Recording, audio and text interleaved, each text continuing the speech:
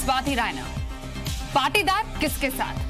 क्योंकि अल्पेश को मिला है कांग्रेस का साथ। गुजरात चुनाव पर सबसे बड़ी बहस में आज हम पूछ रहे हैं एक सवाल, क्या विकासवाद पर भारी पड़ेगा जाति का कार्ड? दूसरा सवाल, पाटीदारों पर बरस रहे नोटों का क्या है पूरा सच? आखिर पाटीदार किसके साथ जाएंगे? नोटों की बारिश का सच क्या है? तो अगले 1 घंटे गुजरात चुनाव पर सबसे बड़ा show, big story big debate. मेरे साथ कुछ खास मेहमान भी है, उससे पहले ये रिपोर्ट देखिए।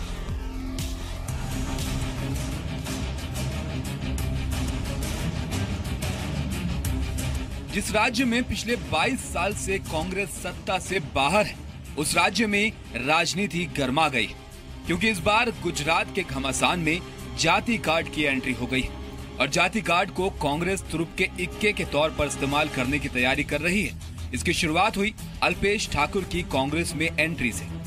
इस बीच गुजरात में पाटीदार किस करवट बैठेंगे, ये सबसे बड़ा सवाल है, क्योंकि एक पाटीदार नेता ने आरोप लगाया कि उसे बीजेपी की तरफ से पैसे की पेशकश की गई थी। वो चल रहा था मीडिया में ड्रामा, और भाजपा में हमारा कुछ कन्वीनर चले गए थे, तो मेरे पर भी ऑफर थी, इसलिए मैंने वो प्रत्यक्ष निहारने के लिए वरुण के साथ में गया और देखा कि भाई क्या है क्या नहीं, और मुझे 1 करोड़ की ऑफर दी। आज 10 लाख रुपया मुझे रोकड़ा दे दिया, और कल जो भाजपा का प्रोग्राम है इसमें स्टेज ऊपर मैं आऊं, उसके बाद दूसरा पैसा कल देने का उसके वायदा किया है। हालांकि वहीं दूसरी तरफ दूसरे पाटीदार नेता वरुण पटेल इन आरोपों को झूठा बता रहे हैं। ये समाज को सोचना चाहिए। आप मीडिया में आते हो, 3 घंटे बाद बोलते हो कि ये 10 लाख है, मुझे 1 करोड़ मिलने वाले थे। भैया 1 करोड़ लेके प्रेस करनी चाहिए ना, क्यों 10 लाख लेके ही की? 1 करोड़ मिलने के बाद करनी चाहिए ना। कांग्रेस मेरे ऊपर हर रोज कुछ ना कुछ करने वाली है, क्योंकि वो नहीं चाहती भाजपा और पाटीदार का समन्वय। क्या गुजरात में बीजेपी को पाटीदार नेताओं की नाराजगी का डर सता रहा है? क्या गुजरात चुनाव नरेंद्र मोदी का सबसे बड़ा इम्तिहान बन गया है? गुजरात में अब लड़ाई विकास बनाम जाति कार्ड में बढ़ गई। बड़ा सवाल ये है कि क्या बीजेपी पटेल, ओबीसी और दलितों को अपने साथ रख पाएगी? आंदोलन समाज का था, अभी समाज के लोग डिसाइड करेंगे कि आंदोलन ओबीसी आरक्षण का था। कांग्रेस पक्ष ओबीसी आरक्षण दे नहीं रही, तो डेफिनेटली मुझे पूरा विश्वास है कि समाज के हित की बात करेगा और समाज की राजनीतिक प्रतिष्ठा जिसमें उसी पक्ष में जाएगा। इस बार मोदी नहीं है, लेकिन अमित शाह गुजरात को हर हाल में जीतना चाहते हैं। लेकिन 22 सालों में ये भी पहली बार हो रहा है कि इस बार विपक्ष असंतुष्ट जातियों को एक साथ लाने की कोशिश कर रहा है ताकि सत्ता में लौट सके। आज बिग स्टोरी बिग डिबेट का पहला सवाल, किसका साथ देंगे पाटीदार? दूसरा सवाल, क्या गुजरात में ब्रांड मोदी अभी भी बरकरार है? और तीसरा सवाल, क्या विकास के मुद्दे पर जातीय समीकरण हावी है? और इन्हीं सवालों के साथ शुरू करते हैं आज के बिग स्टोरी बिग डिबेट। अपने तमाम मेहमानों से आपका परिचय करा दें। इस वक्त हमारे साथ सीनियर जर्नलिस्ट नीरजा चौधरी जी इस डिस्कशन में शामिल है। पॉलिटिकल एनालिस्ट अंबिकानंद सहाय जी हमारे साथ हैं। गुजरात से सीनियर जर्नलिस्ट विजय सांघवी जी इस वक्त हमारे साथ इस पूरे डिस्कशन में मौजूद हैं। बीजेपी लीडर किशन सिंह हमारे साथ है सीधे गुजरात से ही। वहीं Congress spokesperson CA Kailash Gadhvi ji इस वक्त हमारे साथ स्टूडियो में मौजूद हैं और आरएसएस विचारक राकेश सिन्हा जी हमारे साथ हैं। जिन सवालों के साथ हमने इस रिपोर्ट को एंड किया, उन्हीं सवालों के साथ इनफैक्ट मैं सबसे पहले अपने पॉलिटिकल एनालिस्ट अंबिकानंद सहाय जी के पास जाऊंगी।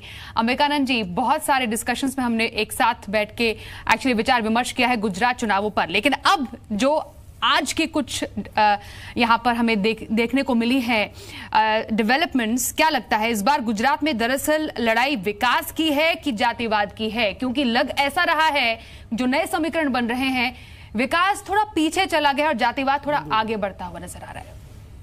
देखिए, ये प्रश्न बहुत महत्वपूर्ण है और इसको समझने के लिए थोड़ी हिस्टोरिकल पर्सपेक्टिव को भी समझना जरूरी है।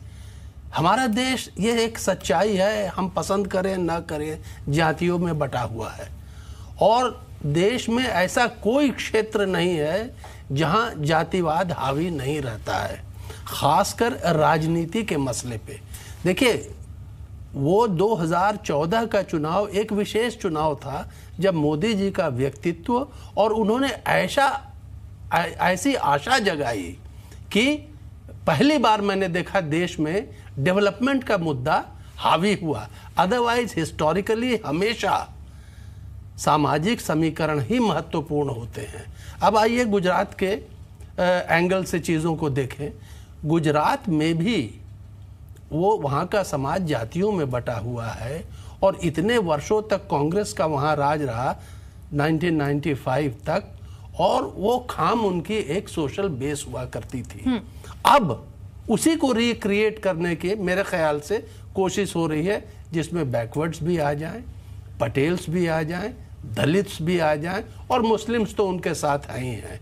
ये इसका एक पुरजोर प्रयास हो रहा है।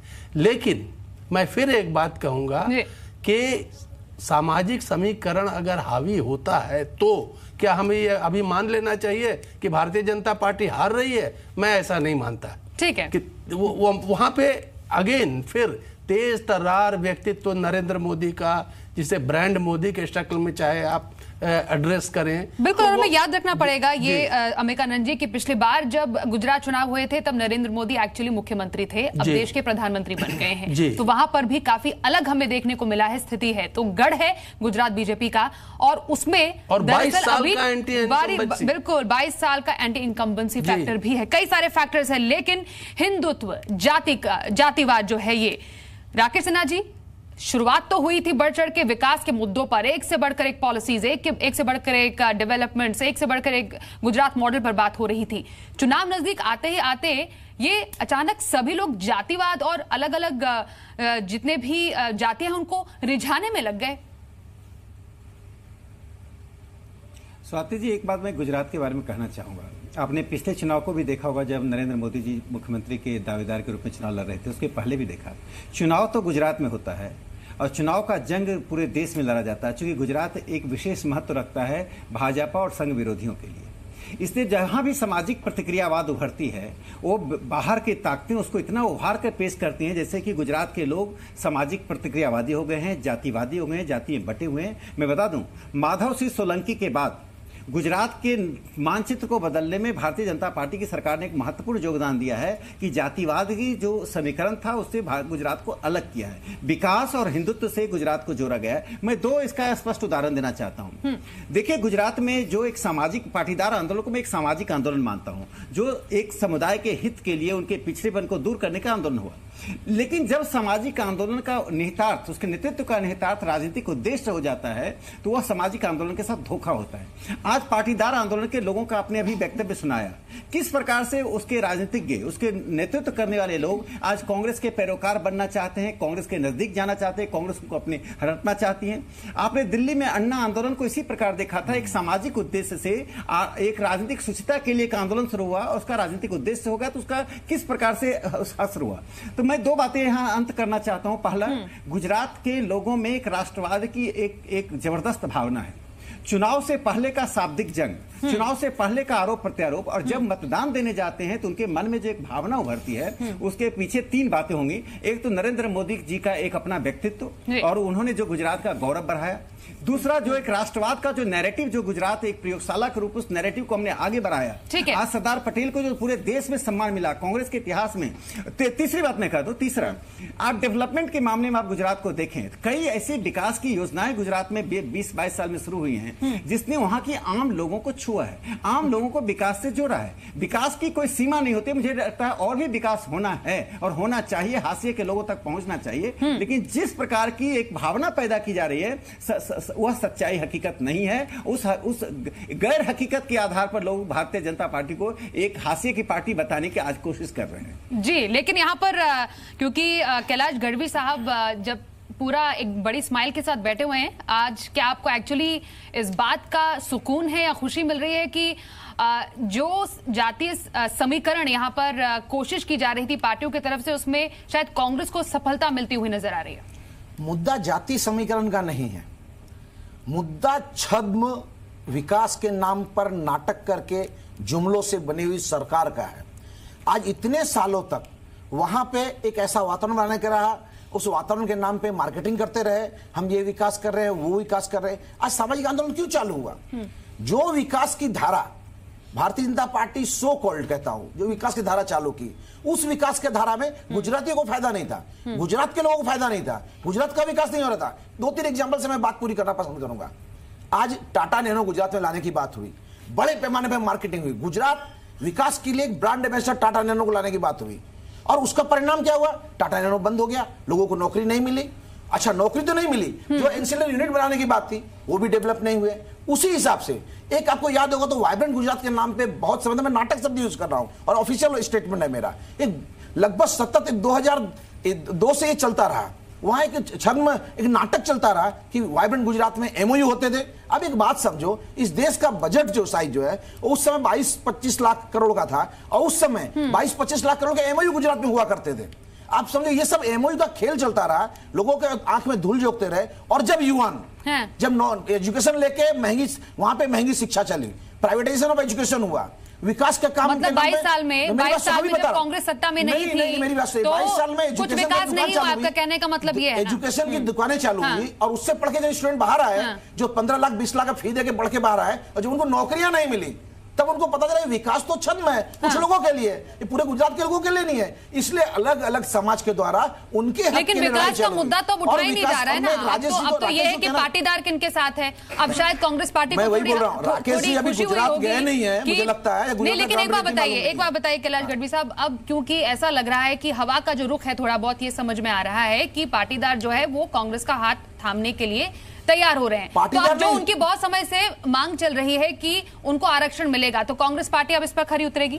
कांग्रेस आरक्षण मिलेगा? सीधा सवाल, सीधा जवाब देता हूं। कांग्रेस पार्टी ने स्पष्ट कहा है कि जो हमारी सरकार आई तो इनके ऊपर जो केस किए गए थे हम केस विड्रॉ करेंगे, इनके ऊपर जो अधिकारियों ने एक्शन लिया था, हम चारों बात कर रहे हैं, मैं चारों कमेंट नहीं दे रहा हूं, क्यों पार्टी हमारे साथ, मैं कमिटमेंट देता हूं चारों का। उसके बाद उनके विरुद्ध जो अधिकारियों ने एक्शन लिया था गलत, उन पे हम कार्रवाई करेंगे। हमारी सरकार आई मतलब तो हमारे विधानसभा आरक्षण देंगे, भाई बता रहा हूं आपको, ऑफिशियली बता रहा हूं, हमारी सरकार आई तो हमारे विधानसभा में प्रस्ताव भी पास करेंगे, और हाल जो 49% आरक्षण है उसके अलावा 20%, उसके अलावा 20% ओबीसी कैटेगरी में आरक्षण देंगे कि बाहर जाकर के उसके बाहर हमारे विधानसभा पास करेंगे, मतलब और मांगे और पूरा करेंगे। और केंद्र सरकार में भारतीय जनता पार्टी सरकार है, उनके हम देंगे, आरक्षण दें हमें, पास कर नहीं हुआ तो मुश्किल आगे आंदोलन करेंगे सरकार के विरुद्ध।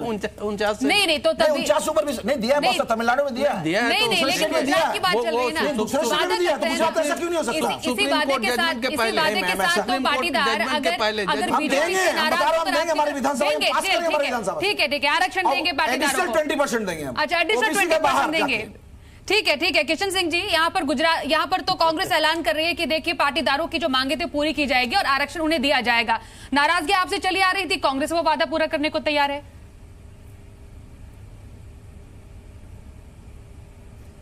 कैलाश जी जो बात बता रहे हैं, कैलाश जी और यहाँ कांग्रेस, पूरी कांग्रेस इतने सालों से लगी पड़ी है, सत्ता में आने के लिए दौड़ रही है। कैलाश जी इस बात से तो सहमत हो गए कि एटलीस्ट राहुल गांधी जी का गुजरात की 3-4 पर्यटन यात्रा के बाद विकास हो गया। आज राहुल जी जो नजर आ रहे हैं वो गुजरात का जो विकास है उन्हें देख के उन्होंने जो सीखा है वो आज राहुल गांधी जी नजर आ रहे हैं। रही विकास की बात, तो हमारे पास विकास की पूरी एक पुस्तक बने, इतनी लंबी लिस्ट है। जब से मोदी जी गुजरात में आए तब से, सिन्हा जी ने बहुत सही कहा, जब से मोदी जी ने गुजरात में चार्ज लिया तब से ये जातिवाद, कोमवाद और कांग्रेस की निम्न कक्षा की राजनीति जो चलती थी उससे गुजराती प्रजा को मुक्ति दिलाई। हम और मोदी जी और पूरी भारतीय जनता पार्टी गुजरात में सिर्फ विकास की बात करते हैं। आज कांग्रेस को विकास के मुद्दे पर चर्चा करनी पड़ रही है, उसका श्रेय भी मोदी जी को जाता है। कैलाश गढ़वी जी या पूरी कांग्रेस चाहे कुछ भी कर ले, पाटीदार समाज जरूर विचलित हुआ था, कभी भी भाजपा से विमुख नहीं हुआ था।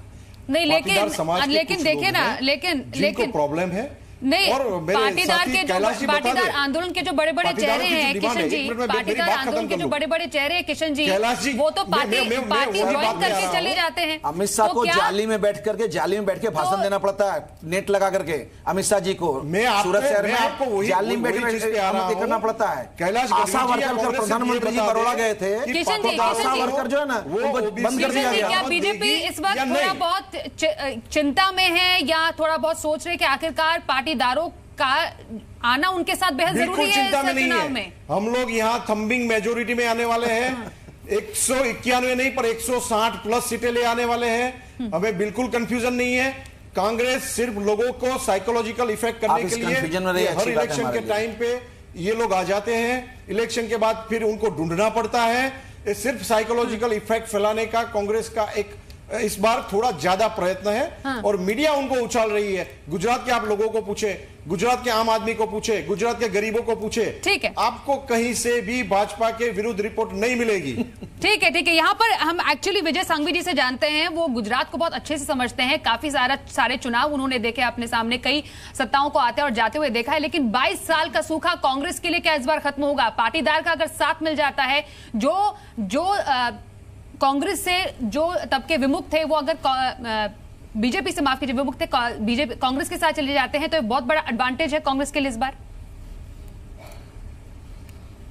देखिए, मैं आपके सवाल का जवाब देता हूं, लेकिन उसके पहले एक करेक्शन कर देता हूं कि कांग्रेस पार्टी गुजरात में सत्ता के बाहर 28 सालों से है, 22 सालों से जी।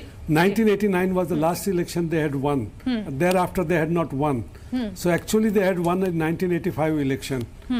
तो इसलिए ये गिनती करना ठीक होगा। दूसरी बात, मैं फिर आ जाता हूं कि 1980 का खाम का जो कॉम्बिनेशन था, उसके वजह से बीजेपी को, अपने कांग्रेस को बहुत बड़ी बहुमति मिल गई।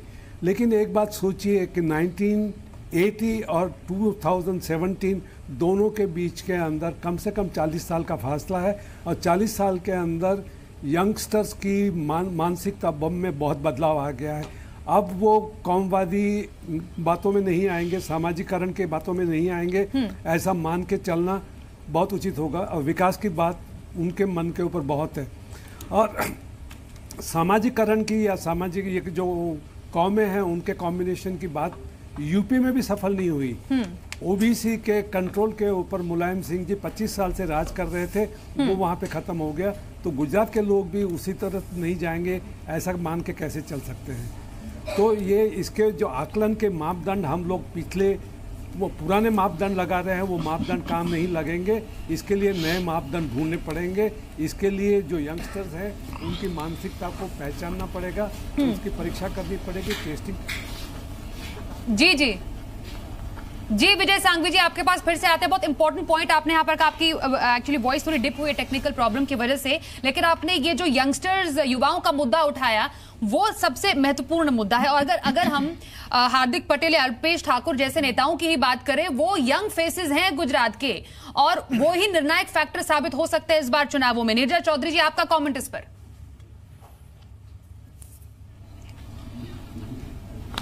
देखिए, ये बात सही है। अगर फीडबैक जो आ रहा है गुजरात से, वो ये बताता है कि ओबीसी आपने जिक्र किया, ठाकुर का खासकर जिक्र किया, जो कि पुराना 1980s का कांग्रेस का वोट बैंक था, उसको कंसोलिडेट करने की कोशिश की जा रही है।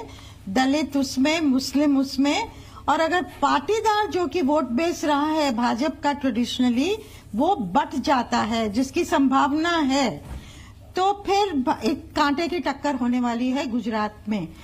अमित शाह की स्ट्रैटेजी है कि कांग्रेस का जो कंसोलिडेशन, वोट बैंक का कंसोलिडेशन नहीं हो, अपोजिशन के वोट बैंक में टूट आए, तो जो छोटी छोटी पार्टियां हैं, अगर मान लीजिए वगैरह थोड़ा इरोड करते हैं कांग्रेस की बेस को, अगर एनसीपी जेडीयू इकट्ठा जाती है, वहां इरोड करती है, अगर आम आदमी पार्टी कुछ जगहों पे देती है कैंडिडेट्स जो वो ऑपोजिशन के कंसोलिडेशन में सेंध लगाते हैं, तो हो सकता है बीजेपी को फायदा मिले। लेकिन लगता ऐसे है कि इस बार कांटे की टक्कर होने वाली है। कांटे की टक्कर इस बार होने जा रही है। राकेश जी यहाँ पर कुछ ऐड करना चाह रहे हैं। देखिए, 28 साल का जो ये कह सकते हैं बिना रोके हुए रथ है, वो इस बार कह रहे हैं तमाम जो जितने जर्नलिस्ट हैं कि इस बार कांटे की टक्कर होने जा रही। क्या कहेंगे? देखिए, चुनाव के समय में व्यवस्था विरोधी बातें करना, आज 5 साल तक अपने संगठन का काम नहीं करना, ये कांग्रेस का एक चरित्र बन गया है। आप कांग्रेस से पूछिए, देखिए किसी चीज का लाभ उठाने के लिए भी पात्रता होनी चाहिए। कांग्रेस के पास संगठन कहाँ है गुजरात में? कांग्रेस के पास मुख्यमंत्री बनने के लिए क्या कोई एक नाम है? कोई एक ऐसा नाम है जो सर्वसमावेशी पूरे गुजरात का प्रतिनिधित्व करता हो? आप किसी को मुख्यमंत्री बना दें और गुजरात की जनता स्वीकार कर ले, ऐसा नहीं है। मैं नीरजा जी को एक बात बताना चाहता हूं। देखिए, गुजरात में जिस तरह से आप खांचों में समाज को देख रही हैं, गुजरात की स्थिति ऐसी नहीं है। कास्ट की जो पॉलिटिक्स आप उत्तर भारत में देखते हैं, गुजरात में ऐसी पॉलिटिक्स नहीं है। लोग समुदायों में बटे हुए हैं, डेफिनेटली समुदायों में बटे हुए हैं, लेकिन एक सकारात्मक पक्ष होता है। वहां के समुदायों का जो कॉन्फ्रेंस होता है, उसमें समुदायों के बीच में सुधार की अनेक बातें होती हैं। वो जातिवादी चरित्र नहीं है गुजरात का। जहां तक आप विजय सांघवी जी ने खुद कहा कि खाम वाला जो समीकरण है वो डाइल्यूट हो चुका है, और जो कहे जाते दलित मुसलमान, ये ट्रेडिशनल जो जोड़ा जाता है, ऐसा नहीं हो पाएगा। दो बातों से मैं अपनी बात समाप्त करूंगा। पहली बात कि गुजरात का एक राष्ट्रीय डिस्कोर्स में हिस्सा है, इससे हर गुजराती को एक स्वाभिमान पैदा हुआ है कि हम राष्ट्रीय डिस्कोर्स के एक महत्वपूर्ण हिस्से हैं। एक दूसरा, जितना विरोध नरेंद्र मोदी जी का हो रहा है, वह उतना ही प्रतिक्रिया में वोटर्स यूनाइट होता है भारतीय जनता पार्टी के पक्ष में। इन दोनों बातों को देखकर मैं इतना कहना चाहता हूं कि अभी के चुनाव में जो कांटे की बात कही जा रही है, इसके लिए कांग्रेस के पास पात्रता ही नहीं है। यदि शायद कांग्रेस के पास पात्रता होती, 5 साल तक कांग्रेस मेहनत करती, राहुल गांधी 5 साल तक गुजरात में बार बार जाते, तालुका स्तर पर प्रदर्शन करते, धरना देते, तो शायद एंटी एस्टेब्लिशमेंट फैक्टर का उनको फायदा होता। राकेश जी, मैं आपको पहले ये बताना पसंद करूंगा, शायद आप गुजरात पे उतना स्टडी नहीं कर रहे हो, थोड़ा सीरियस हो जाओ। अगर आप आरएसएस बीजेपी को प्रॉपर्ली सपोर्ट करना चाहती है तो सर, गुजरात बता रहा हूं, मैं 40 बार आ चुका हूं। आप बोल रहे हैं, मुझे सुनो, आप शांति से। आपको थोड़ा गुजरात पे स्टडी करना पड़ेगा, वरना आप इस तरह बैठोगे तो मुझे लगता है कि हमारी मनसा बहुत सक्सेसफुल, हम जब भी 121 सीट सोच रहे हैं, हम 151 तक पहुंच जाए, शक्यता रहेगी। दूसरी बात बता रहा हूं, आपने विकास पुरुष के नाम पे नरेंद्र भाई मोदी की बात की। आप गुजरात में आओ साहब, इस देश के इतिहास में पहली बार ऐसा बना कि प्रधानमंत्री के बारे में इतने नेगेटिव इस देश के लोग हुए हैं, और उसमें गुजरात, जिसने आपको भेजा ब्रांड एम्बेसडर की तरह गुजरात का प्रतिनिधित्व करने के लिए, उनके बारे में ज्यादा लोग दुख फील कर रहे हैं, क्योंकि गुजरात व्यापारी कल्चर संभालने वाला राज्य है। और जीएसटी नोटबंदी के बाद सबसे ज्यादा इफेक्टेड कोई स्टेट हो तो गुजरात है। मुझे विजय जी की बात बहुत पसंद आई। विजय जी ने कहा कि विकास की बात है, मैं बोलता हूं विकास की बात, और विकास ने ऐसा विकास किया है कि वो पागल तो हुआ, मगर नौकरियां पैदा नहीं कर सका, और नहीं नौकरी पैदा करने का कारण आज जो युवा है, फिर यूथ चेहरा, वो अल्पेश ठाकुर हो या हार्दिक पटेल हो या अपना ये मेवाणी हो, इन सबको जो जॉब अपॉर्चुनिटी जो लोगों को नहीं मिली, इसका पूरे यूथ और जुड़ा, कांग्रेस का चुनावी एजेंडा क्या है? हमारा एजेंडा है कि मैं बता रहा हूं, दोहरा दिया, विकास पगला गया है, मतलब क्या कांग्रेस नौकरियां दे पाएंगी?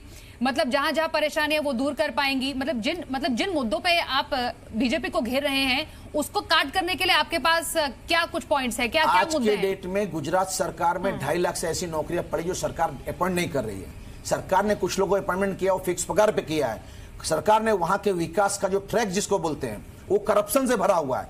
कॉर्पोरेटाइजेशन ऑफ करप्शन जिसको बोलते हैं ना, वो गुजरात का विकास का मॉडल है। इसलिए कहीं गुजरात के युवा, हाँ हम कहते हैं हम गुजरात के युवाओं को नौकरी के लिए काम करेंगे, और जब तक हम उनको सरकारी नौकरी नहीं दे सकते, मतलब आपका गुजरात का मॉडल बीजेपी के गुजरात मॉडल से अलग है, जो कि 28 सालों से चला रहे हैं, और जिसको बीजेपी का गुजरात मॉडल मार्केटिंग है, मात्र मार्केटिंग है। गुजरात का मॉडल, गुजरात जो कांग्रेस का गुजरात मॉडल होगा वो बीजेपी के जैसा नहीं होगा। बीजेपी का गुजरात मॉडल मात्र मार्केटिंग और कुछ नहीं है। जी, बात पूरी कीजिए। आप पर कुछ कहना चाह रहे हैं? अंबिका जी आपके पास आएंगे, बोलिए किशन सिंह जी, बात पूरी कीजिए अपनी। हेलो, बोलिए किशन जी। नहीं, मैं विजय संघवी बोल रहा हूँ। मैं अपनी बात कहना चाहता हूँ कि गुजरात के लोगों के बारे में बस आपके पास थोड़ी देर में आते हैं। किशन जी असल में कैलाश गढ़वी जी की बात का जवाब देना चाहते हैं, उसके बाद आपके पास आते हैं। किशन जी, बात पूरी कीजिए। ठीक है। कैलाश जी, आप तो गुजरात में रहते हैं, इतने सारे आरोप, मुझे शर्म आती है कि आप गुजराती होके यहाँ की हवा महसूस नहीं कर सकते, यहाँ के युवाओं को महसूस गुजराती हूँ, हवा महसूस कर रहा हूँ, बोल रहा हूँ, मैं चार्टर्ड अकाउंटेंट हूँ। युवा जो विदेश में रहते हैं, सीए हूँ, आप समझ लो, अर्थव्यवस्था को नहीं समझ सकता। सिन्हा जी ने बिल्कुल सही फैक्ट फाइल आपके सामने खोली थी।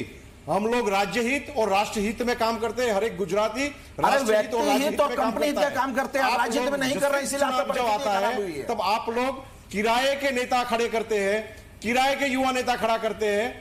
आपने आज आपका नेता किराया, आपका नेता आपका खुद और हमारा किराएगा। कांग्रेस में ऐसी गंदी राजनीति करते हो साहब, जो हार चुके हैं, आपसे आशा नहीं थी। आज आप राहुल जी से मिल रहे हो, आज हार्दिक कांग्रेस छोड़ चुका है। हार्दिक पटेल किराया नेता कहते हो, दोबारा कांग्रेस प्रवेश करा के आप लोगों के साथ खरीद के लेके अपने साथ वरुण पटेल को एक समाज का नेता दिखा के आप लोग गुजरात और गुजरात के हित के साथ आप लोग बड़ा खिलवाड़ कर रहे हो। गुजरात की जनता बताएगी। तो हार्दिक पटेल मतलब कांग्रेस में आ रहे हैं ना, मतलब मुलाकात को इतना छुपाई, इतना सस्पेंस। हार्दिक पटेल ने स्पष्ट कहा है हमें बीजेपी को हराना है, तो मतलब कांग्रेस के साथ जाना है ना, बीजेपी को हराना है तो कांग्रेस का हाथ थामना है। इंटरप्रिटेशन तो वही होता है। और गुजरात उसने कहा बीजेपी को, क्योंकि बीजेपी ने विकास के नाम पे गुजरात को हराना है, आप आ जाओ, वो ऑफिशियली बोलते हैं। और उनसे बता रहा हूं, एक एग्जांपल इनको बताता हूं विकास का। देखिए पिछले मेट्रो ट्रेन 2002 से नरेंद्र भाई मोदी हर बजट में ऐसा बताते मेट्रो ट्रेन लाएंगे, आपको नई बात लगी। उसके बाद राजस्थान में, उसके बाद कर्नाटका में मेट्रो ट्रेन चालू हो गई। आज भी गुजरात में सिर्फ 2-4 खंभे लगे हैं और मेट्रो कुछ नहीं हुआ।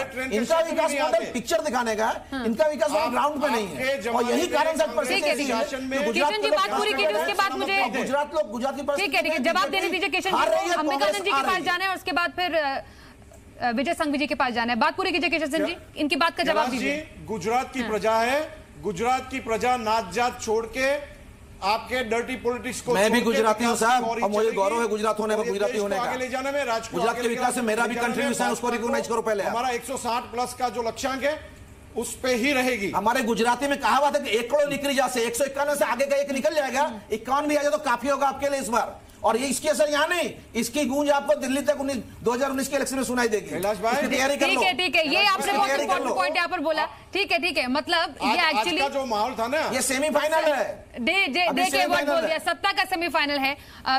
यहाँ पर विजय संघवी जी आपके पास है, उसके पहले अंबिकानंद जी कुछ कहना चाह रहे थे, क्योंकि अंबिकानंद जी ये एक्चुअली हर पार्टी यही सोच रही है कि एक्चुअली ये सत्ता का सेमीफाइनल है, मतलब नजरें पूरी तरह 2019 इलेक्शन पर है।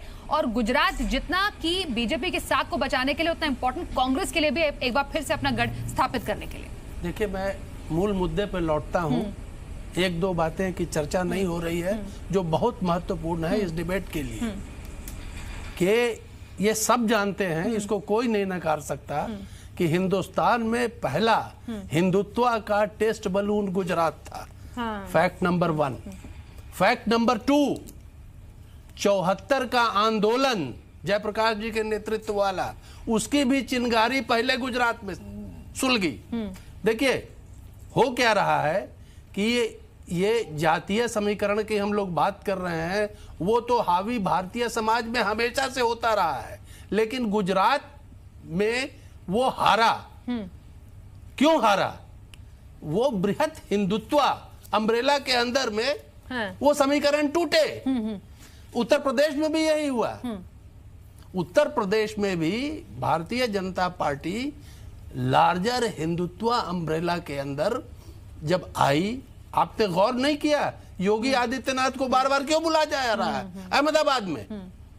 तो ये बातें भारतीय जनता पार्टी को भी बड़ी अच्छी तरह मालूम है कि जातीय समीकरण को सिर्फ विकास का नारा देके आप तोड़ नहीं सकते। या तो हिंदुओं को यूनाइट कर दीजिए, हैं, और ये इनका पुराना सिद्धांत है। तो उस और मेरा ख्याल है आने वाले दिनों में आप देखेंगे फिर भारतीय जनता पार्टी और जोर शोर से बृहत हिंदुत्व परिवार के एकीकरण की कोशिश करेगी, और ये कांग्रेस जातीय समीकरण जो बनाने में जुटी है वो उसमें जुटी रहे। इसका क्विक आंसर राकेश जी से लेते हैं, फिर विजय संघवी जी आपके पास आएंगे। क्विक आंसर राकेश सिन्हा जी आपसे। हिंदुत्व का कार्ड गुजरात इसका टेस्ट बलून था, जैसा कि अंबिकानंद जी बोल रहे हैं। विजय संघवी जी बस आपके, क्योंकि एक रिएक्शन अंबिकानंद जी से, राकेश जी, विजय संघवी जी आपके पास आ रहे हैं। अंबिकानंद जी से मैं एक बात कहना चाहता हूँ। जी अंबिकानंद जी, मैं आपसे एक बात कहना चाहता हूँ। जरूर अब देखिए कि ओबीसी और दलितों को हिंदू कब माना गया? उनको तो हमारे हिंदुओं के देवालय के अंदर भी आने की परमिशन नहीं। भाई आप माने चाहे नहीं माने, हिंदू तो है ही हैं। बन के कब आए हैं? एक बात सुनिए ना, हिंदू माने या नहीं, जब उनको हिंदू मान ही नहीं रहे हैं तो फिर आप वो आपके छत्र छाया में कैसे आएंगे?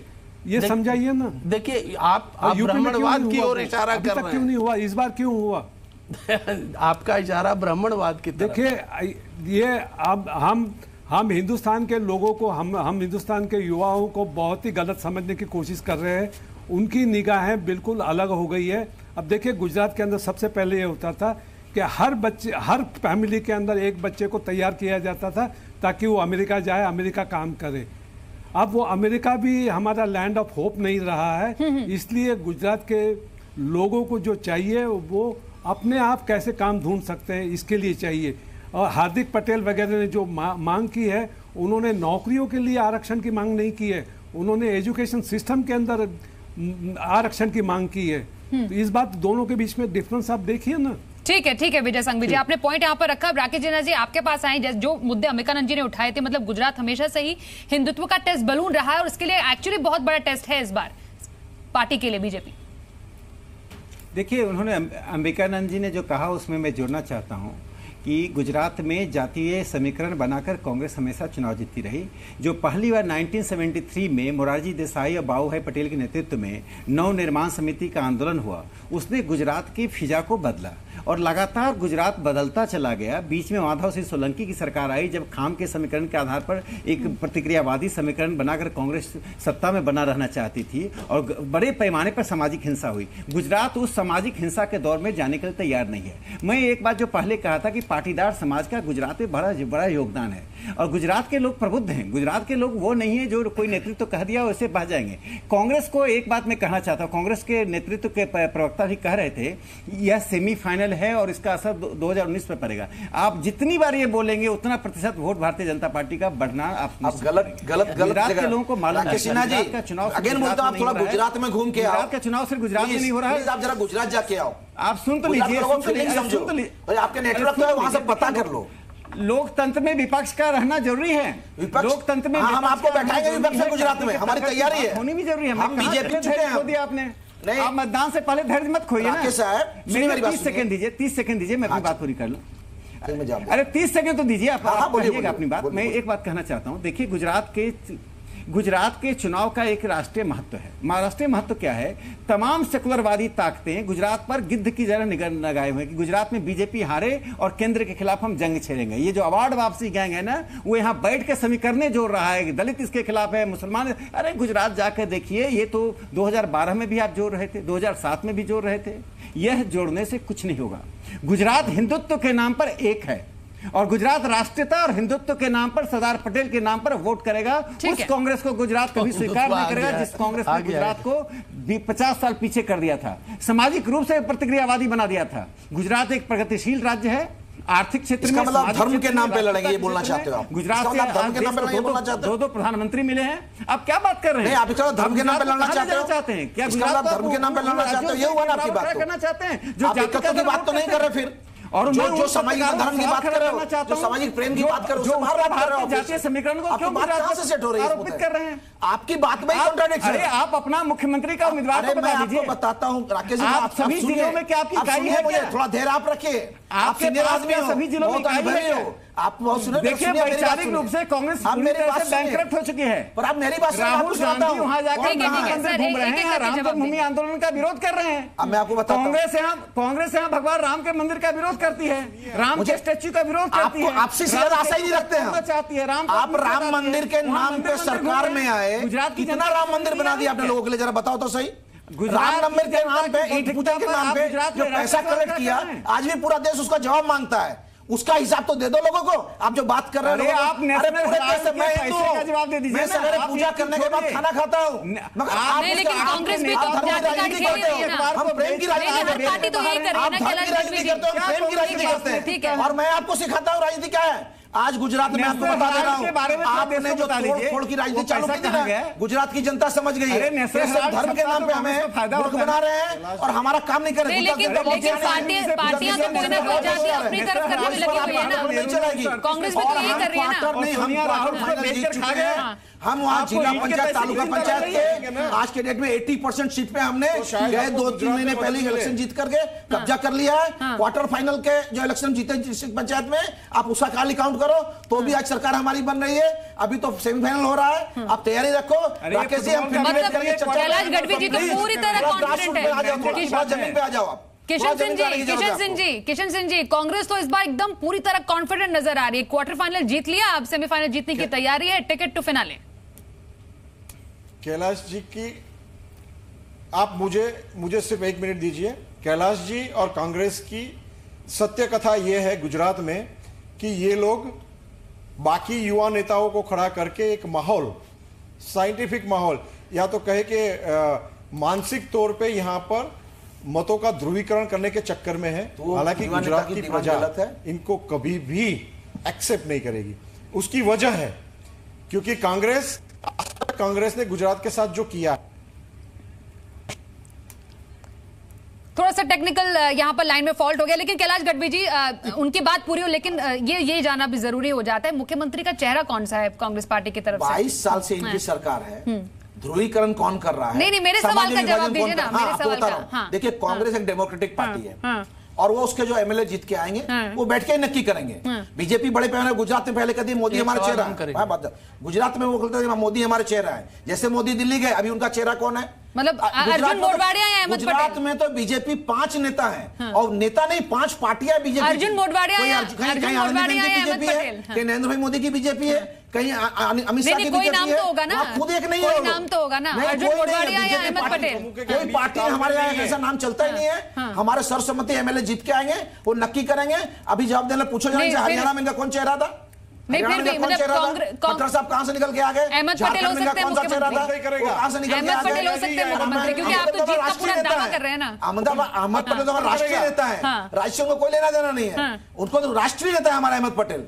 आपके हाँ, ये आपकी चाल है, आप जो भी नीचे बैठ करके उनका जो फ्रेम है ना वो दिख रहा है। उनको गुजरात के इलेक्शन किस मुद्दे पे ले जाना है वो स्पष्ट हो रहा है। मैं इस बार गुजरात की जनता, गुजरात के युवान, बेरोजगार लोग, किसान, महिला, इस बार भारतीय जनता पार्टी के हाथ से में नहीं आने वाली है। बहुत हुए आपका अत्याचार, अब हम इसका जवाब देंगे आपको। ठीक है, अंबिकानंद जी। कैलाश जी, बेरोजगार सिर्फ कांग्रेस है, गुजरात बेरोजगार नहीं है। अरे वो तो आप पता चलेगा इस बार। गुजरात बेरोजगार नहीं है, बेरोजगार थोड़ा किसान जी ग्रासरूट पे काम कर लीजिए। मतलब कैलाश जी, अहमद पटेल मुख्यमंत्री उम्मीदवार नहीं होंगे ना? आप यहाँ पर हमारे प्लेटफॉर्म पे कह रहे हैं ना कैलाश जी? पहले फिक्स सीएम उम्मीदवार कैंडिडेट नहीं होगा। हाँ, सीएम कैंडिडेट पहले डिक्लेयर नहीं होगा।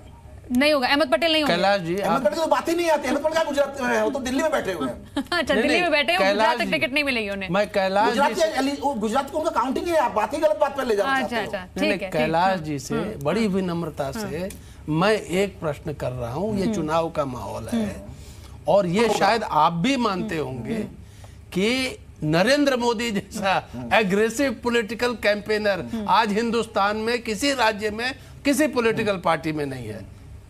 ये एक तथ्य है। नरेंद्र मोदी का देखिए माहौल आप लाख बना लीजिए, लेकिन नरेंद्र मोदी का कार्ड क्या है आपके पास? मैं जवाब दूं? हाँ, आप ही से। क्या नरेंद्र मोदी गुजरात में सीएम बनने जाने वाले हैं? एक बात। सेकेंडरी, नरेंद्र मोदी गुजरात में आज उनकी परिस्थिति मैं बता रहा हूं आपको। आज नरेंद्र भाई गुजरात में जो चेहरे थे वो नहीं रह गए हैं। जो आप समझ रहे हो 2014 का नरेंद्र मोदी और आज के नरेंद्र मोदी में बहुत बड़ा फर्क है, सिर्फ गुजरात में नहीं पूरे देश में भी। तो वो फिर से पूरे देश की ब्रांड वहां एस्टेब्लिश कर सके, इसके चांसेस तो सीएम के नाम पे तो आप भी कुछ नहीं बोल रहे हैं ना? नहीं, मैं ऑफिशियली बता रहा हूं। का नाम इसलिए लिया क्योंकि सबको पता है कि नरेंद्र मोदी अहमद पटेल के बीच में एक राजनीतिक प्रतिस्पर्धा रही है। बड़े पैमाने पे इस बात को लेकर नरेंद्र मोदी और अहमद पटेल के बीच में राजनीतिक प्रतिस्पर्धा रही है। किसके अच्छे दिन आ गए? पूरा देश अच्छे दिन के इंतजार करके बैठा हुआ है। किसके अच्छे दिन आ गए? आज जीडीपी 5.7% आकर अटक गया। रोजगार जो आपने 2 करोड़ लोगों की नौकरी की बात की थी, 1,32,000 पे आ गई। नहीं तो लोग तो देखते हैं ना भाई। ठीक है। किशन सिंह जी बात पूरी करेंगे अब। किशन सिंह जी बात पूरी करें। किशन जी बात पूरी कीजिए।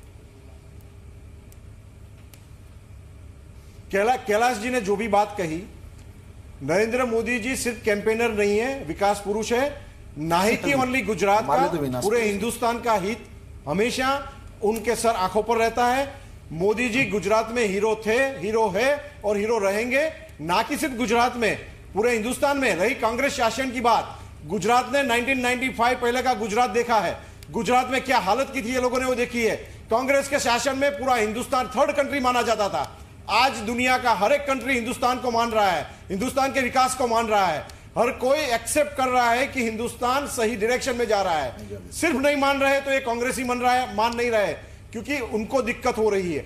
उनका जातिवाद टूट रहा है, उनके खुद के इंटरेस्ट टूट रहे हैं, उनके पर्सनल इंटरेस्ट टूट रहे हैं, उनका गांधी फैमिली खत्म हो रहा है। उनको जो पेट में दुख रहा है वो लोगों के सामने ऐसे युवा नेता खड़ा करके एक माहौल मीडिया के थ्रू खड़ा करने की नहीं, लेकिन नहीं ये बात बताइए ना, क्योंकि अगर देखिए वोट तो चेहरे पर पड़ेंगे कि 1985 में पूरे देश में जब कांग्रेस थी तभी भी गुजरात से एक सीट महसाना की डॉक्टर ए.के. पटेल की भाजपा को दी थी। अभी तो नरेंद्र मोदी जी है, प्रधानमंत्री जी है। एक सीट आपने जीतो। सबसे ज्यादा स्टेटों में हमारा शासन है। नहीं, लेकिन किस चेहरे के साथ आप आगे बढ़ रहे हैं? क्योंकि देखिए गुजरात को हमेशा के लिए वो भूल जाए। नहीं, पहले आपने तो जवाब ही नहीं दिया ना। कैलाश गढ़वी जी, आपने तो पहले जवाब नहीं दिया, मैं तो आपसे तब से पूछ रही हूँ। देखिए अगर युवाओं के साथ अब कांग्रेस पार्टी बन रही है, चलिए पाटीदार भी आपकी तरफ आने को तैयार हो रहे हैं, एक करके आ रहे हैं। हार्दिक पटेल ने फिलहाल पत्ते नहीं खोले, लेकिन हवा का रुख तो ये कहता है कि मतलब कोई ऐसा युवा चेहरा होगा कि किसी पुराने मंजे हुए खिलाड़ी को आप आगे एक चेहरे के रूप में पसंद करेंगे, या फिर अहमद पटेल पे नाम आ सकता है? हमारे डेमोक्रेटिक सिस्टम में मानते हैं, हमारे जो एमएलए सब जीतेंगे वहां से, वो बैठ के नक्की उनका मुख्यमंत्री कौन होगा। किशन जी, कौन होगा मुख्यमंत्री पद का चेहरा? वो बीजेपी से पूछ रहे हैं, आपको जवाब देना, आपका मुख्यमंत्री चेहरा कौन होगा पूछ रही है ना। जी जी जी, आपसे पूछे क्योंकि यहाँ पर कैलाश गढ़वी जी तो कहने को तैयार है नहीं, उनसे मैंने कई बार पूछ लिया, आप बता दीजिए। We are a party of the difference. हमारा लोकतांत्रिक तरीके से democratic way we are running the party. So मुख्यमंत्री पद के चेहरे की जब तक बात है, तो जो भी चेहरा होगा वो गुजरात की प्रजा के लिए, देश के हित के लिए काम करने वाला चेहरा होगा। ठीक है, मतलब कैलाश जी तो होगा ना? नहीं, लेकिन कैलाश जी आप भी तो जवाब नहीं दे रहे हैं ना, आप भी नहीं दे रहे, तो किशन जी भी नहीं बोल रहे हैं, हमारे जीत के एमएलए कैलाश जी भी नहीं दे रहे, किशन जी भी नहीं दे रहे। हाँ ठीक है, कोई नहीं, एक छोटे से ब्रेक ले रुकेंगे क्योंकि सर आपके पास थोड़ी देर में लौटते हैं, इस चर्चा को जारी रखेंगे। छोटा सा ब्रेक लेना यहाँ पर जरूरी हो जाता है, तुरंत लौटते हैं, बने रहिए हमारे साथ।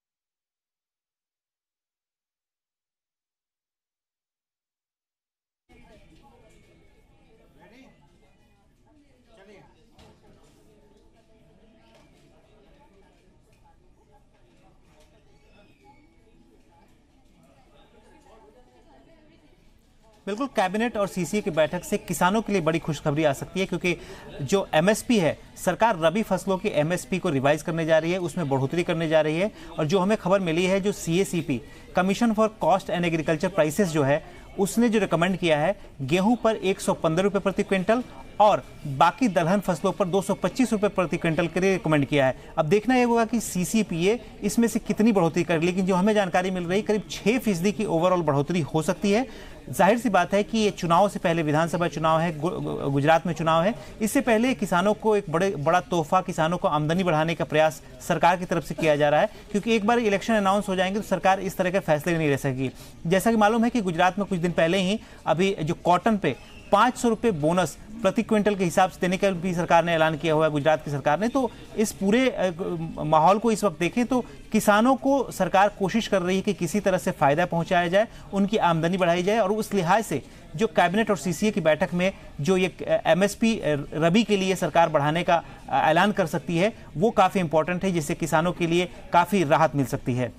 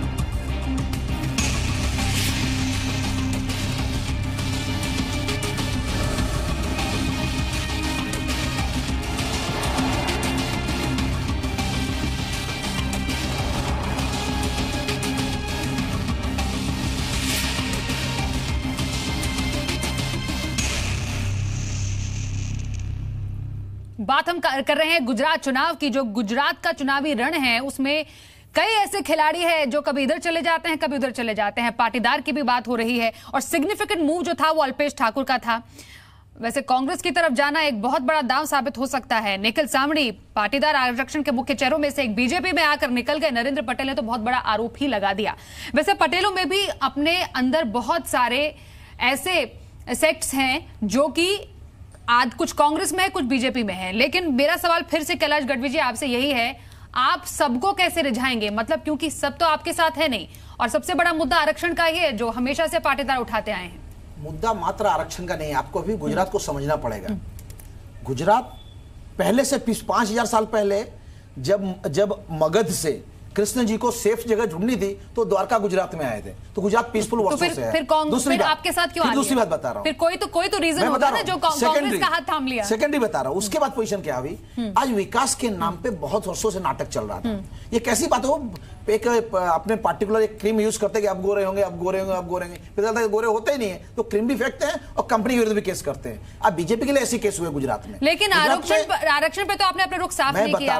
मतलब क्या कांग्रेस पार्टी का अपना मुद्दा है कि बाकियों के मुद्दे पर ही कांग्रेस पार्टी चुनाव में आगे बढ़ना चाहती है? विकास के नाम पे, और हमारा विकास भारतीय जनता पार्टी का जो नाटक वाला विकास है उससे अलग है। हम सिंपल मतलब आरक्षण की बात नहीं हुई है पाटीदार से।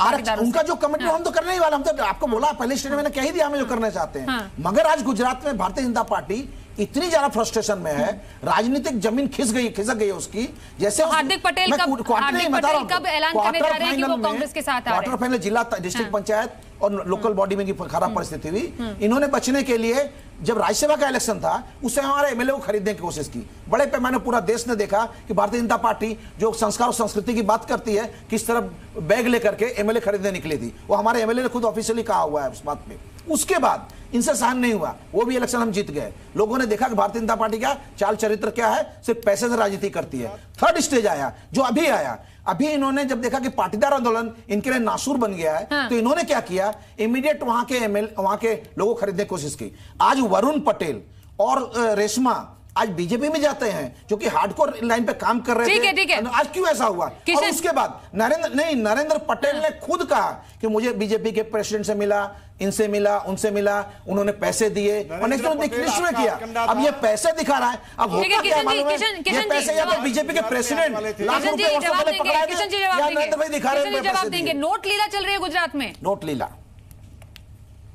कैलाश जी आपके युवराज यहाँ आने वाले थे, इसलिए ये सारा मसला। आप फ्रस्ट्रेशन में रहो, उसी फ्रस्ट्रेशन में रहो। आप युवराज तक अटके रहो। हम तो शाहजादा नहीं, शाहजादे की बात कर रहे हैं। शाह के जादे ने क्या उस पर चर्चा करो भाई। लोग गुजरात में ये पूछ रहे हैं, कभी भूलने वाले नहीं। शाहजादा की नहीं, शाह के जादे की बात जवाब दो कि वो क्या कर रहे हैं। रातों रात इतने करोड़ 16 इतने सारे पैसे रातों रात कहां से खड़े हो गए ना, गुजरात की जनता वो पूछ रही है। आप उसका जवाब दो। आप जो बात आप शाहजादे की बात करो साहब, वो ज्यादा जरूरी है। किशन जी को जवाब देने दीजिए। किशन जी को जवाब देने दीजिए। पूरा गुजरात पूर्व में था। जमीनी हकीकत आप ढूंढिए कैलाश जी, आपका जमीनी हकीकत में कोई वजूद नहीं है। आपके पास ना ही तो संगठन है, ना ही तो बूथ लेवल की आपके पास ताकत है। आपको किराए पे लोग लेने पड़ रहे हैं। आप ये सब मान के चले हमारे लिए अच्छा। भाजपा को आप गुजरात में हराने के सपने भूल जाइए। आप ये सब मान के चलिए, हमारे पास कुछ नहीं है, वो अच्छा है हमारे लिए। नहीं, लेकिन देखिए अब यहाँ पर ये बात भी समझना जरूरी है अंबिकानंद जी कि चुनाव से पहले का माहौल और जो नतीजे जब आते हैं उसमें हमने कई बार बहुत ज्यादा अंतर देखा है। अगर हम 2012 की भी बात करें, मोदी के सामने जब खुद वो सीएम कैंडिडेट थे, उनके सामने खुद केशुभाई पटेल पार्टी बनकर सामने आ गए थे, लेकिन जीत मिली थी बीजेपी को ही। आपको लगता है कि कुछ इस बार ऐसे ही देखने को मिल सकता है? मतलब चुनाव से पहले का मूड और नतीजों का मूड वो कुछ अलग हो जाता है। बराबर मैं पत्रकार की हैसियत से कहता हूं कि प्रजातंत्र में there can always be a last minute swing. ये मैंने उत्तर प्रदेश में भी देखा। 5 दिन पहले तक दूसरा माहौल नजर आ रहा था। 5 दिन आते आते मैं फिर हिंदुत्व पे सवाल करूंगा। जहां कब्रिस्तान, स्मशान और कैंपेनिंग शुरू होती है तो रातों रात सीन बदल जाता है। ये संभावना यहां भी हो सकती है। लेकिन मैं एक चीज और गंभीर सवाल कहना चाहता हूं, और खासकर कांग्रेस स्पोक्समैन को, कि ये नोट लीला और आया राम गया राम ये आज राष्ट्र रोग है। और इसकी भी शुरुआत हमने आज कोई नई पहली बार नहीं देख रहे हैं, पार्लियामेंट के पटल पे भी देख चुके हैं और बहुत बार देख चुके हैं। तो ये बड़ी गंभीर समस्या समाज के सामने है, और कैसे कैसे विधायक भी चुन के आते हैं इसकी भी कई बार रिपोर्ट प्रकाशित हुई है। ये सब गंभीर मुद्दे हैं। अब आज की गुजरात के हालात में एक बात मैं जरूर कहूंगा कि बहुत दिनों बाद शायद इनको जोश इसलिए आ रहा है कि माहौल कुछ बदला हुआ इस बार नजर आ रहा है, लेकिन उसके प्रमुख दो कारण कुछ और हैं। एक तो Narendra Modi directly CM picture के सीन में नहीं है। अब नरेंद्र मोदी गुजरात से बाहर जा चुके हैं, हालांकि बिगेस्ट ब्रांड गुजरात में आज भी वही है। दूसरा मैं फिर कहूंगा 22 साल का एंटी इनकम्बेंसी। तीसरा बेरोजगारी। बिल्कुल काफी सारे मुद्दे हैं, लेकिन यहाँ पर वो यथार्थ में है। किशन जी आपसे भी ये सवाल पूछेंगे। चलिए विजय जी के पास चलते हैं, क्योंकि काफी टाइम से उन्होंने अपना इनपुट नहीं दिया। विजय सांघवी जी, ये आपसे ये जानना चाहेंगे, पटेलों में भी अलग अलग हैं पटेल, मतलब कांग्रेस की तरफ कुछ गए हैं, बीजेपी की तरफ भी कुछ जा सकते हैं। यहाँ पर एक निर्णायक फैक्टर हो सकता है ये? नहीं, निर्णायक फैक्टर नहीं होगा। क्यों? इसलिए कि देखिए ये सब नेता अपने नेतृत्व को बढ़ाने के लिए कोशिश कर रहे हैं। इनके साथ में पब्लिक कितनी है, लोग कितने हैं, इसके बारे में कोई अंदाज अभी तक नहीं मिला है, नंबर 1। और नंबर 2, अभी अंबिकानंद जी से भी मैं फिर से दोहराना चाहता हूं कि देखिए नरेंद्र मोदी 2014 का इलेक्शन जीते थे, वो सिर्फ इकोनॉमिक इश्यूज के ऊपर जीते थे, और उन्होंने बीजेपी के जो मुद्दे थे जिसके आइडेंटिटी बीजेपी की बनी थी, वो तीनों मुद्दों को आखिरी पेज के ऊपर डाल दिया था।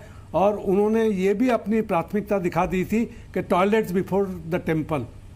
तब इसके बावजूद भी अगर आप यही समझ रहे हैं कि हिंदुत्व का ही इतना असर है, नहीं, तो आप हिंदुस्तान के लोगों को कंडेम कर रहे हैं। मैं बड़ी अदब से कहता हूं। नहीं, सुनिए, आप मेरी बात पूरी सुन लीजिए प्लीज। मैं अपनी बात पूरी कर लेता हूं प्लीज। जी बोलिए। देखिए ये हिंदुत्व की बात कह के हम हिंदुस्तान के लोगों को बदनाम कर रहे हैं कि हिंदुस्तान के लोग बड़े कौमवादी है और सिर्फ हिंदुत्व के ऊपर ही बात करते हैं। नहीं, आपने हिंदुस्तान के लोग अब आर्थिक विकास की तरफ देख रहे हैं, मॉडर्नाइजेशन की तरफ देख रहे हैं, और उसी तरफ वो जाना चाहते हैं। इसीलिए नरेंद्र मोदी को उन्होंने वोट दे दिए थे, और इसी वजह से किसी की एक्सपेक्टेशन नहीं थी कि नरेंद्र मोदी जीतेंगे, बावजूद उसके वो जीत गए थे। तो इसलिए ये गुजरात के लोगों को ये मान के चलना कि वो हिंदुत्व की वजह से या कांग्रेस की कमजोरियों की वजह से वो बीजेपी को दे देंगे। अगर बीजेपी को इतना ही कॉन्फिडेंस है तो जिस तरह के सोप्स दिए जा रहे हैं उस तरह के सोप्स क्यों दिए? अभी ये समाचार में आ रहा है कि वो मिनिमम प्राइसेस जो है, मिनिमम सपोर्ट प्राइस है, वो बढ़ाने की बात हो रही है, कपास की भी। और कपास का गुजरात के अंदर बहुत बड़ा योगदान है, बहुत बड़ा बिल्कुल क्रॉप है, तो इसकी वजह से उनको दी जा रही है। तो ये क्यों दिए जा रहे हैं? अगर आपको इतना कॉन्फिडेंस है कि आप जीतने वाले हैं तो फिर ये बातें 1 महीने के बाद भी कर सकते थे ना। जी, इसका जवाब असल में किशन सिंह जी देंगे, उसके बाद मैं राकेश सिन्हा जी आपके पास आऊंगी। कुछ इंपॉर्टेंट पॉइंट्स यहाँ पर उठाए हैं विजय सांघवी जी, मतलब चुनाव से पहले इतनी सारी घोषणाएं क्यों?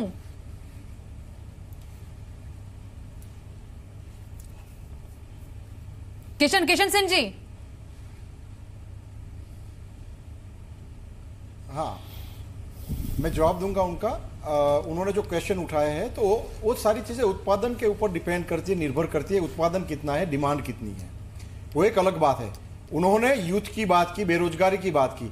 गुजरात में गुजरात की भाजपा सरकार ने यहाँ युवा स्वावलंबन योजना दी है। खुद पाटीदार नेता हार्दिक पटेल ने, आपने अगर टीवी डिबेट देखी हो, उनकी ओपन नेशनल टीवी डिबेट थी, उन्होंने भी एक्सेप्ट किया है कि गुजरात के युवाओं को युवा स्वावलंबन योजना जो गुजरात गवर्नमेंट की थी, उससे बहुत सारे युवाओं को, हर एक समाज के जो कैटेगरी में नहीं आते हैं अनामत की या आरक्षण की, उनको लाभ हुआ है। किशन सिंह जी, निखिल सवानी तो कहते हैं कि बीजेपी पाटीदारों को सिर्फ लॉलीपॉप ही देती है, कि उन्होंने अपने ये चिंता का विषय है पार्टी के लिए कि नहीं? इसका जवाब दीजिए। नहीं, खुद हार्दिक पटेल ने अपने मुंह से कहा है, this is not my word. आप मीडिया चेक कीजिए, हार्दिक पटेल की डिबेट चेक कीजिए हफ्ते पहले की, उसमें हार्दिक पटेल ने एक्सेप्ट किया है कि हमारी डिमांड से इतना तो हमारे समाज को लाभ जो बातें की उसको हाईलाइट क्यों नहीं कर रहा? यही बात हार्दिक एक बात बोला, 99 बात को आपको वजन नहीं पड़ रहा है, और एक बात पे वजन पड़ रहा है। 99 की बात को हार्दिक क्या बोल रहा है? बात पूरी कर दीजिए। में उसने किसी को दिया नहीं है। गुजरात में 2 समाजों को वो लॉलीपॉप देके खड़ी है खुद कांग्रेस, कि हम पावर में आ जाएंगे तो कर देंगे। एक कैसला दोगुली राजनीति मतलब पाटीदारों गुजरात के बगैर और इनके बगैर मतलब बीजेपी आगे बढ़ सकती है इस चुनाव में, मतलब उनकी नाराजगी को झेल सकती है बीजेपी? नहीं, बिल्कुल नहीं। यूथ हमारे साथ है, यूथ समझ रहा है। रोजगारी का जो क्वेश्चन है वो आज का नहीं है। आज तक कांग्रेस ने 60 साल जो शासन किया, उसमें वो दे नहीं पाए रोजगारी, वो इतने उद्योग खड़े नहीं कर पाए, वो विकास नहीं कर पाए, 22 साल उसका भुगतियाना। मतलब कुल मिला के बोला जाए, चाहे कोई भी पार्टी हो, वो जाति कार्ड खेल रही है। इस बार कांग्रेस शायद थोड़ा बहुत यहाँ पर लग रहा है कि इसमें सफल होती हुई नजर आ रही है। माफ कीजिए किशन जी, मैं आपको बीच में काट रही हूँ, क्योंकि लोगों ने जो राय दी उसमें 90% लोगों का कहना है कि हाँ, इस बार कांग्रेस ये हित साधने में कामयाब रही है। जो जाति कार्ड रहा है, जिस तरीके से डेवलपमेंट भी देखी गई है, वो सामने आई है। और लास्ट कमेंट्स बिल्कुल 10 सेकंड में राकेश जी, समय थोड़ा कम है। डिसाइडिंग फैक्टर इस बार क्या हो सकता है इन चुनावों में? हम जातियों की भी बात करें, जातिवाद की भी बात करें और विकास की भी बात करें, विकास के अलग अलग फेसेस की भी बात कर रहे हैं। इंडिया से ले रही हो।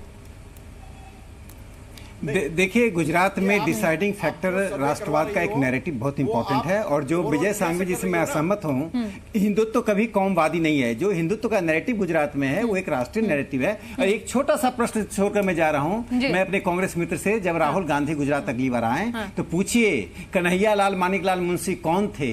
आज आपने भगवान कृष्ण को याद किया, द्वारका को याद किया। जब कन्हैया लाल मानिकलाल मुंशी जब सोमनाथ में मंदिर बना रहे थे तो जवाहरलाल नेहरू जी क्या कर रहे थे? यह सवाल राहुल जी, ये झूठ का प्रसारण बंद कर दीजिए। आप ये बात गलत बता रहे हो।